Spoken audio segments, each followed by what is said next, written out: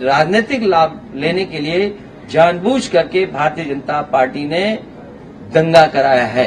बहराइच जो कुछ हुआ है, मैं अपने पत्रकार साथियों का धन्यवाद देना चाहता हूं और खासकर उन यूट्यूबर्स को, उन तमाम सोशल मीडिया के लोगों को जिन्होंने निष्पक्ष होकर के सच्चाई सामने लाने का काम किया।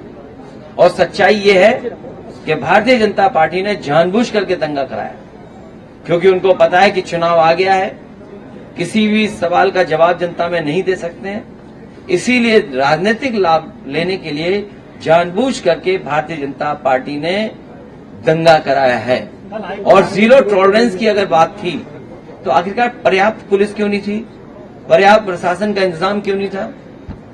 और जो जानकारी में था प्रशासन को, उसके बावजूद भी नहीं किया कुछ भी। मुझे उम्मीद है कि न्यायालय से न्याय मिलेगा। 80 लोगों की गिरफ्तारी हुई है।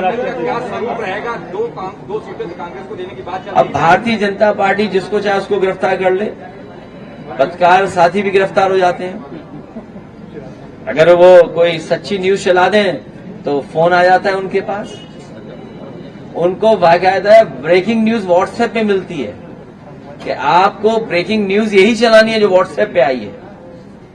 किस तरीके से सरकारी मशीनरी का दुरुपयोग करहल की जनता के सामने किसी तरह का दुरुपयोग नहीं चलेगा। सामने से दुरुपयोग दिखाई देगा, लेकिन वही अधिकारी कहेंगे अरे जीत तो आप ही रहे हो, हम समर्थन आपका ही कर रहे हैं। जी, नामांकन प्रक्रिया शुरू हो चुकी है, लेकिन अभी तक प्रत्याशी नहीं पहुंच पाए सीटों पर। अभी चाचा ने जो कहा वो ठीक कहा कि उनके पास प्रत्याशी नहीं है, ढूंढ रहे हैं। बीवाई चंद्रचूड़ को लेकर, कांग्रेस गठबंधन को लेकर के क्या कहेंगे? कांग्रेस कह रही है कि हम चुनाव नहीं लड़ेंगे, नाराजगी दिखा रही है कि हम 2 सीट नहीं चाहिए। अभी नामांकन चलने समय है, ये हम 2 दलों की बात है, हम लोग रास्ता निकालेंगे। अटल जी, अयोध्या की मिल्कीपुर सीट जो थी उसको कानूनी पेचीदगी का स्वरूप दिया गया, लेकिन ऐसा कुछ है नहीं वहाँ, क्या कारण है? सच्चाई आप भी जानते हो। जिस सरकार ने बीएलओ हटाए हों, सब अधिकारियों को हटा दिया हो, अपनी मनमर्जी के अधिकारी पोस्ट कर दिए हो, मुख्यमंत्री जी एक बार नहीं कई बार गए, कई बार विकास का पैकेज भी दिया उन्होंने, और जब इंटरनल सर्वे करवाया उन्होंने तो इंटरनल सर्वे में बीजेपी हार रही थी।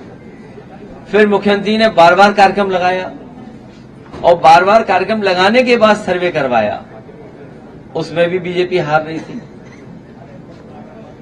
अध्यक्ष जी, करहल में डिप्टी सीएम आए हुए थे, वहां पर 69,000 जो शिक्षक भर्ती के अभ्यर्थी थे वो प्रदर्शन कर रहे थे, उनके ऊपर एफआईआर दर्ज की गई है, उनको जेल भेजा गया डिप्टी सीएम के प्रोग्राम में।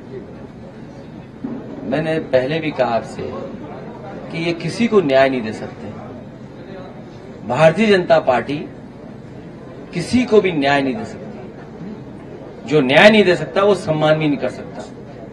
और लोकतंत्र की खूबसूरती यही है कि अगर कोई विरोध कर रहा है, कोई नाराजगी है, तो कम से कम उसकी बात सुननी चाहिए। ये जो सत्ता की ताकत से जो मुकदमे लगाए या जेल भेजा है या उनको परेशान किया जा रहा है, यही जनता है, इनका हिसाब किताब करेगी इस चुनाव में। एक बार मुख्यमंत्री, उप मुख्यमंत्री और कई बार रोजगार के मेले, विकास के मेले जो है दिखाई, क्या लगेगा? अब सरकार पे उतना समय नहीं है जितना समय था उन पर। जितनी सरकार चल रही है अब उतना भी समय उनके पास नहीं है। ये सरकार जाने वाले लोगों की है। जनता इनको इस चुनाव में हरा करके विदाई का रास्ता खोल देगी। डीएपी खाद को लेकर मारामारी चल रही है, कहीं खाद नहीं है। और अभी मान लीजिए धान तैयार होने जा रहा है, क्या सरकार का इंतजाम है कि किसानों को सही कीमत दे देंगे? जिन लोगों ने कहा कि किसानों की हम आय दोगुनी कर देंगे, धान तैयार हो गया, क्या तैयारी है धान खरीदने की? किसानों को पराली जलाने से रोका जा रहा है। ये पराली वाला बड़ा सवाल है। सरकार को किसान के साथ अन्याय नहीं करना चाहिए। सर, एक सवाल है, अभी इलेक्शन के दौरान भी आपने ईवीएम को लेकर सवाल खड़े किए। आप एलन मस्क ने भी ईवीएम पे सवाल खड़े किए, इवन अमेरिका में भी अब इसको सपोर्ट नहीं मिल रहा है। जिस तरह टेक्नोलॉजी आगे बढ़ रही है और टेक्नोलॉजी से कई बार आपको सूचनाएं मिलती हैं कि टेक्नोलॉजी के माध्यम से घटना हुई है। आज ही के अखबार में पढ़ा गया है और किसी अखबार में यह सूचना दी गई है कि सबसे ज्यादा घटनाएं जो आपके टेक्नोलॉजी के माध्यम से होती हैं वो सबसे ज्यादा उत्तर प्रदेश में हो रही हैं, चाहे वो एटीएम से टेक्नोलॉजी के माध्यम से पैसा निकालना, किसी का कार्ड मिसयूज करना, इस तरह की घटनाएं सबसे ज्यादा हो रही हैं। और एआई आने के बाद बहुत सी चीजें बदल रही हैं। जर्मनी जैसा देश जो विकसित है वो अपने यहां कहता है कि अगर ईवीएम इस्तेमाल होगी तो वो अनकॉन्स्टिट्यूशनल होगी। तो जब जर्मनी जैसा देश जो दुनिया में बहुत आगे है, भारत से कई मामलों में बहुत आगे है, जब वो देश ईवीएम के इस्तेमाल को अनकॉन्स्टिट्यूशनल कह रहा है तो स्वाभाविक है कि उसमें सवाल खड़े होंगे, उंगली खड़ी होगी। तो क्या 2027 में ईवीएम क्या रहेगा क्या? ये विषय अभी का नहीं है। हमारी बात और समाजवादी का पक्ष में लोकसभा में भी कह चुका हूं, वो आप देख लीजिए मैंने क्या कहा है।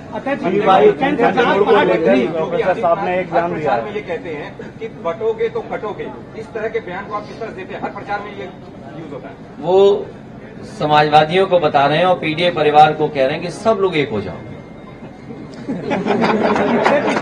अटल जी, केंद्र की सरकार पार्टी तकनीकी की बात करते हैं और एक बम की एक सूचना आ जाती है, हवाई जहाज वापस करा लिए जाते हैं और हम विदेशों में ट्रिलियन की बात कर रहे हैं। मेरे पत्रकार साथी, आपको मैं याद दिलाना चाहता हूं, उत्तर प्रदेश के मुख्यमंत्री जी ने कहा था कि विधानसभा में आरडीएक्स आ गया है और जब उसकी जांच हुई तो पता लगा है वो खैनी वाला मसाला था कि वो जो कभी कभी लकड़ी के में इस्तेमाल होता है। तो ये बात तो विधानसभा की मैं कह सकता हूं। अब ये बम वाली बात आ रही है तो सिक्योरिटी बढ़ानी चाहिए सरकार को, और सरकार की भी मंशा यही होगी कि सिक्योरिटी बढ़ जाए। अब कहाँ की सिक्योरिटी बढ़ाना चाहते हैं या डराना चाहते हैं, ये तो सरकार ही बेहतर बता पाएगी। लेकिन बड़े बड़े सवाल खड़े हो रहे हैं, बड़े बड़े सवाल खड़े हो रहे हैं। हालांकि वो समय नहीं है उन बातों को कहने का। कनाडा जैसा देश कुछ बात ऐसी कह रहा है जिससे भारत का सम्मान को ठेस पहुंच रही है। अमेरिका भी वही बात कह रहा है और हम और आप लोग अखबार में कई ऐसी सूचनाएं मिल रही हैं या पढ़ रहे हैं हम लोग, जिन पे स्वाभाविक है चिंता करना पड़ेगा। आप बेहतर समझते हैं किन बातों को मैं कह रहा हूँ। अध्यक्ष जी, बीजेपी के लोग लगातार ये कह रहे हैं कि अयोध्या में जो हार मिली है उसका बदला अगर ले सकते हैं तो कन्हैया जीत कर ले सकते हैं। ये और मिल्कीपुर फिर बदला ले लेगी बीजेपी से तब